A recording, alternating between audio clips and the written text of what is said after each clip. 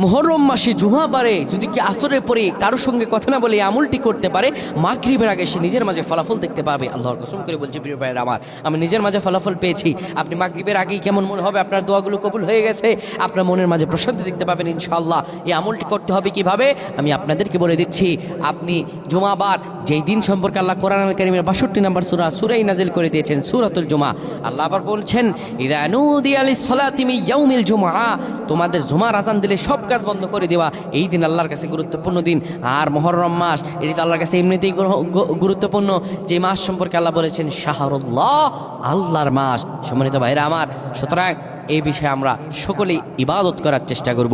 ভাইরা আমার, এই মুহররম মাসের শুক্রবার আল্লাহর কাছে গুরুত্বপূর্ণ দিন। এই দিনে আপনি আসর নামাজের পরে কিবলামুখী হয়ে বসে যাবেন। কারোর সঙ্গে কথা বলবেন না। আপনি অভাবে আছেন, অভাব দূর হয়ে যাবে। ঋণগ্রস্ত আছেন, ঋণগ্রস্ত দূর হয়ে যাবে। বিপদ আপদ আছে, কেটে যাবে। আল্লাহ তাআলা আপনার রিজিকে বরকত দিবেন, অভাব দূর করে দিবেন, মনের মাঝে প্রশান্তি দান করবেন, সন্তানদের অনুগত বানায় দেবেন।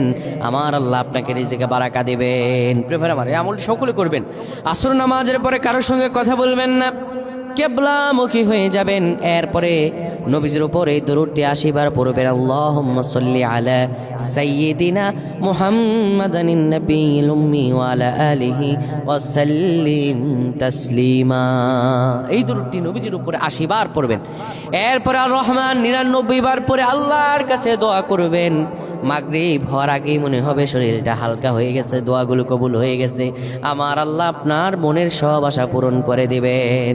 আল্লাহুম্মা আমিন।